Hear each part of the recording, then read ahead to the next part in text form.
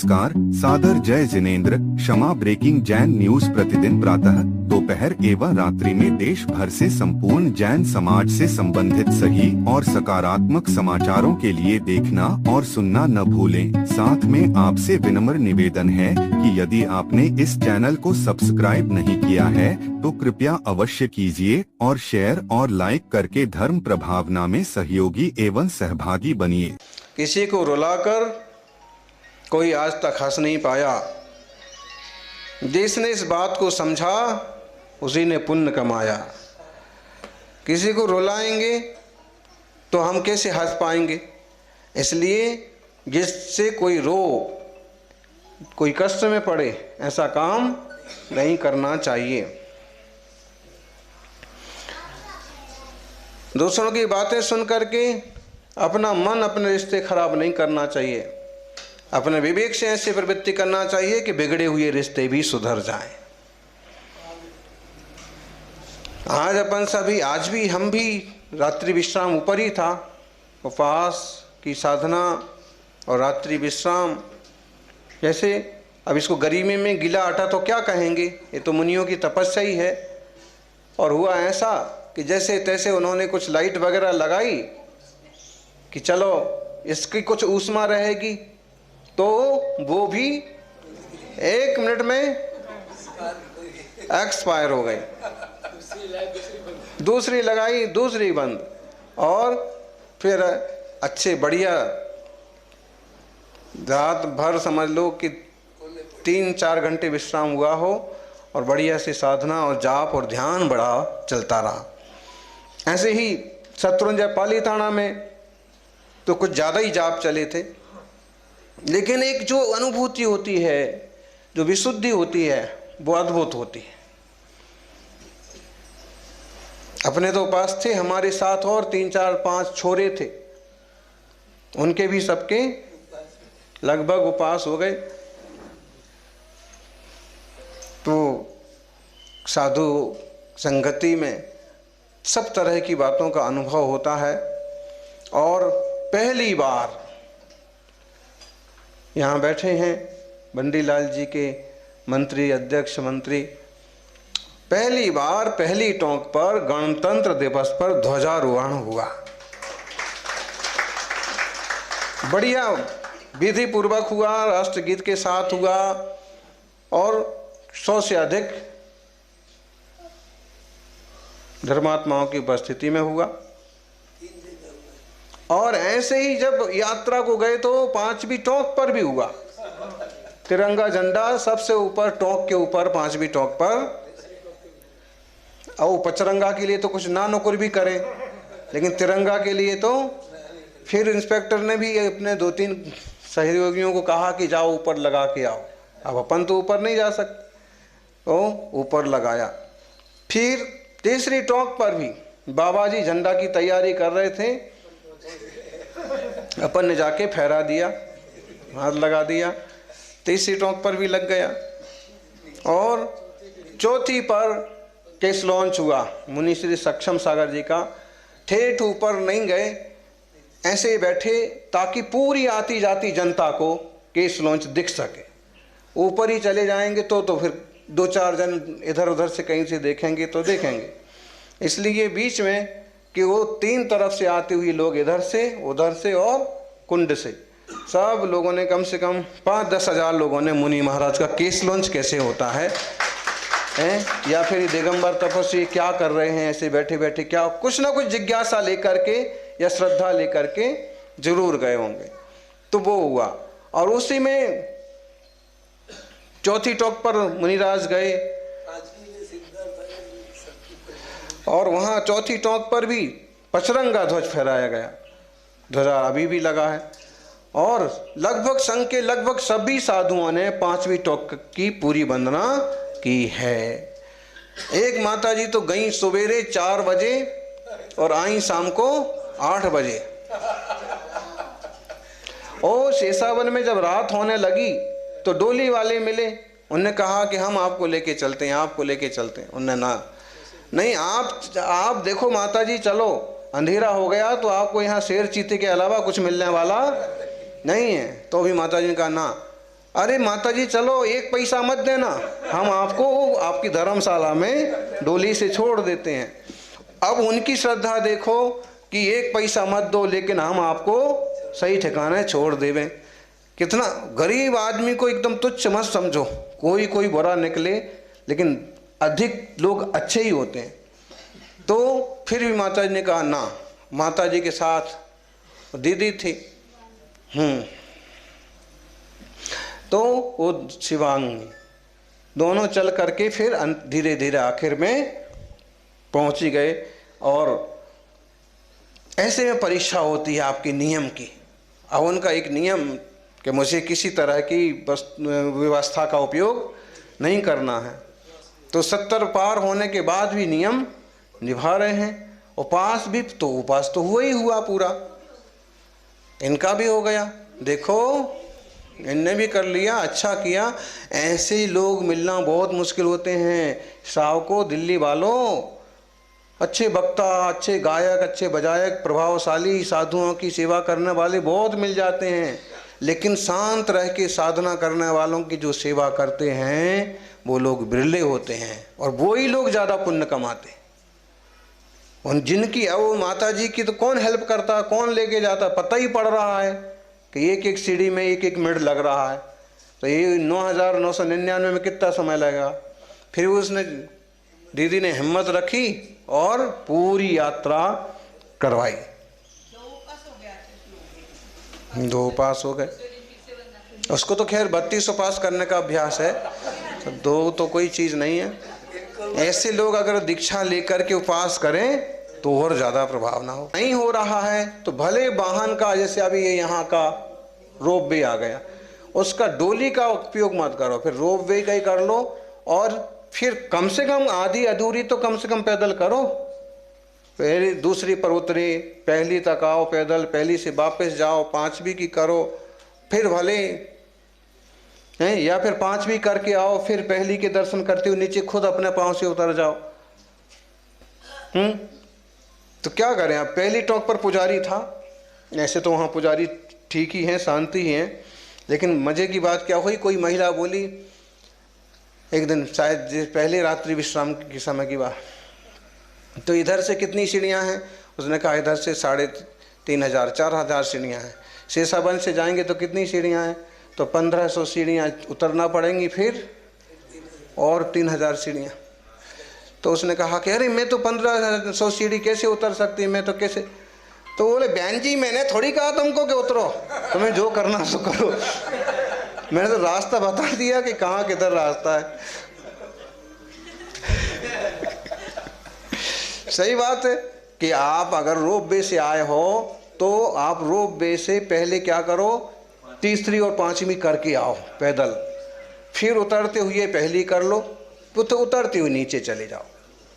अगर इतनी दम नहीं है तो ऐसे कर लो कि पहले रोप वे पर चले जाओ, दूसरी कर लो, दूसरी से पहली कर लो, 500-700 सीढ़ी उतर के, फिर 500-700 सीढ़ी वापस चढ़ जाओ। अब हिम्मत बचे तो तीसरी, चौथी, 5वीं करके आए, वापस आओ, फिर रोप वे से नीचे उतर जाओ। मतलब अकल थोड़ी बहुत तो खुद को भी खर्च करना पड़ेगी।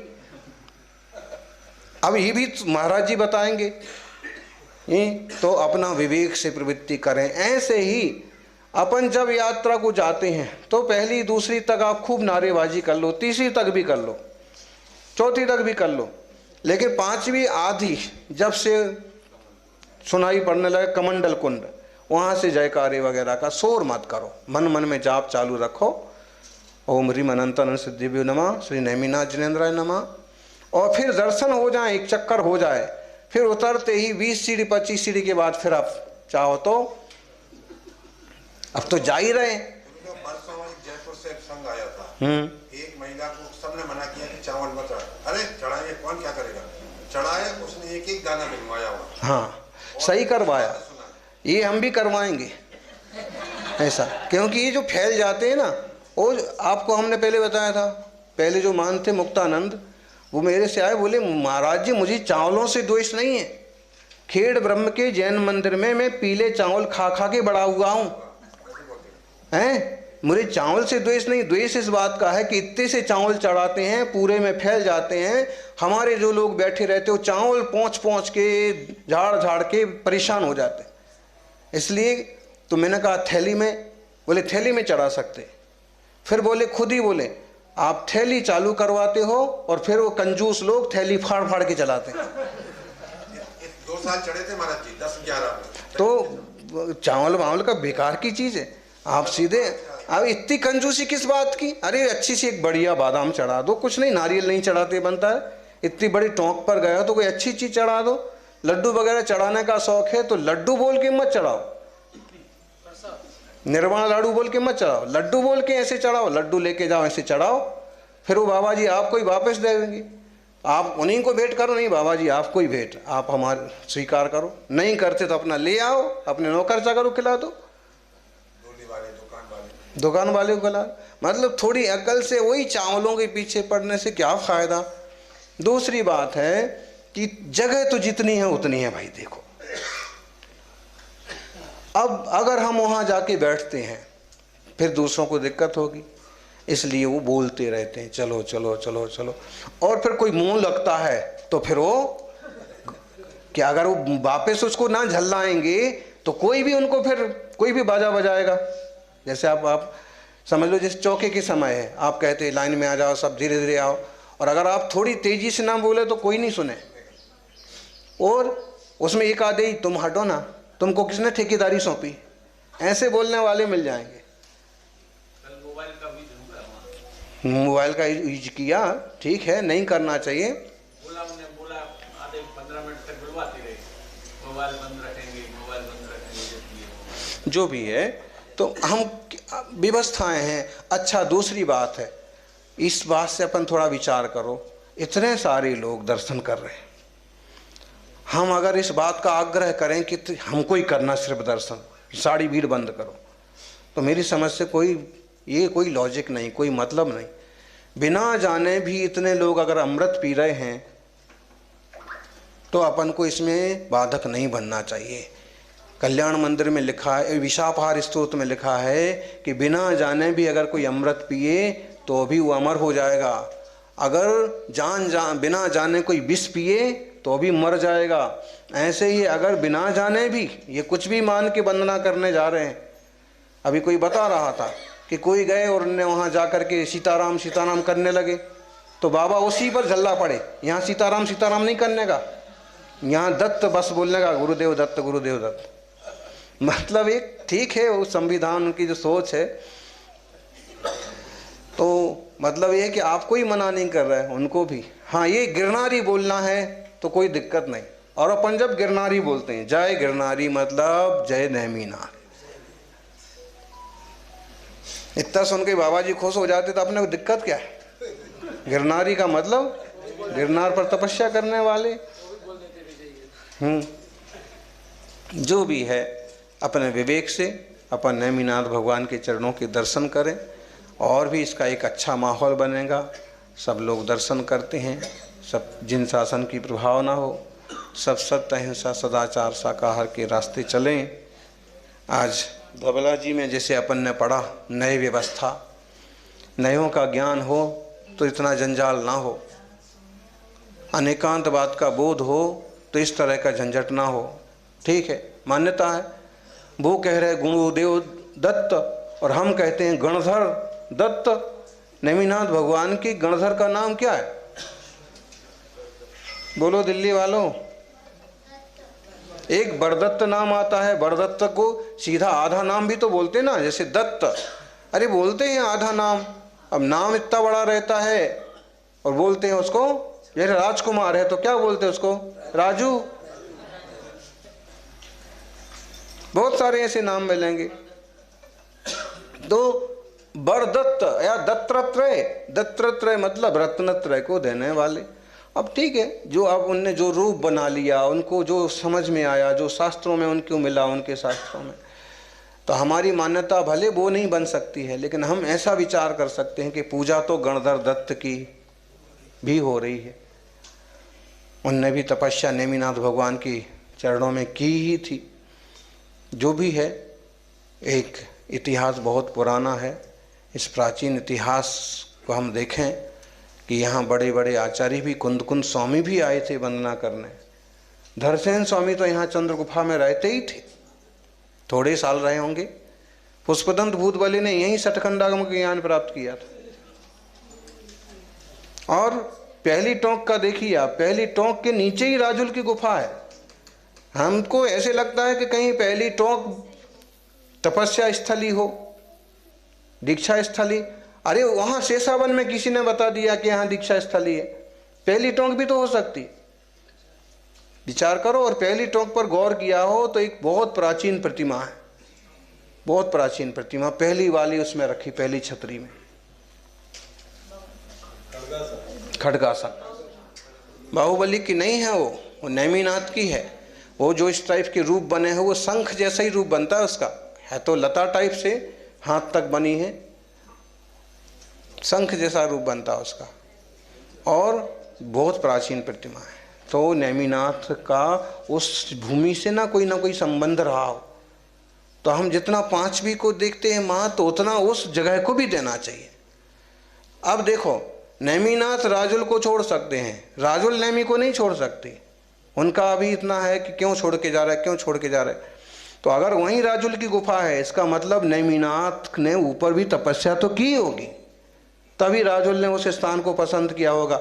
नहीं तो शेषावन कौन सा दूर था, वहीं कहीं जगह बना लेती। तो ऐसे में घोर आग्रह करने की बजाय विवेक से धर्म आराधना करें, अपनी शांति बढ़े, समाज में शांति हो, तरक्की हो, इस तरह का पुरुषार्थ करना चाहिए। अपने चैतन्य स्वरूप निज भगवान आत्मा को समझ करके, जैसे नेमिनाथ भगवान बन गए, ऐसे हम अपने आत्मा स्वरूप को समझ करके हम भी भगवान बने। आत्मा ही तो परमात्मा बनता है। ये आत्मा ही पवित्र होके ना आत्मा पवित्र થઈને પરમાત્મા થાય છે। આજ આત્મા, હું આત્મા છું એ જ નક્કી કર। હું આત્મા છું એ સ્વીકાર કર અને હું આત્મા છું આ નિર્ણય કરીને આત્મા માં તલ્લીન થઈને સિદ્ધ થાઓ। સૌનો કલ્યાણ થાઓ, સૌનો મંગલ થાઓ, સૌની યાત્રા મંગલમય થાઓ, આનંદપૂર્વક થાઓ, એવી મંગલ ભાવના સાથે હું વિરમું છું। जय बोलिए। आज सुबह भी ऊपर ही थे, आज सुबह प्रवचन हुआ था ऊपर पहाड़ पर आधे घंटे का, नेमिनाथ भगवान के चरणों में वहीं वेदी के पास बैठ करके। और आज आगरा के और मेरठ के और उदयपुर के और राजस्थान के, इधर के अनेक जगह के श्रावक भी, अभी श्रावक भी खूब लाभ ले रहे हैं। हाँ, कल भी 1000-2000 थे, आज भी 500-700 थे। अभी तो लग गया कि मतलब दर्शन तो हो ही जा रहा है ना, दर्शन तो हो ही रहे। तो सभी दर्शन करें, आत्मदर्शन करें। जय बोलिए। 22वें तीर्थंकर 5वीं टोक से मोक्ष पधारे नेमिनाथ भगवान की। Kshama breaking Jain news YouTube channel पर विज्ञापन देकर धर्म प्रभावना में बने सहभागी। विज्ञापन देने हेतु संपर्क कीजिए मोबाइल नंबर 9026900740 एवं समाचार एवं वीडियो भेजने हेतु WhatsApp number 9335236222। Kshama breaking Jain news YouTube channel देखने के लिए आपको बहुत बहुत धन्यवाद। सादर प्रणाम, सादर जय जिनेंद्र।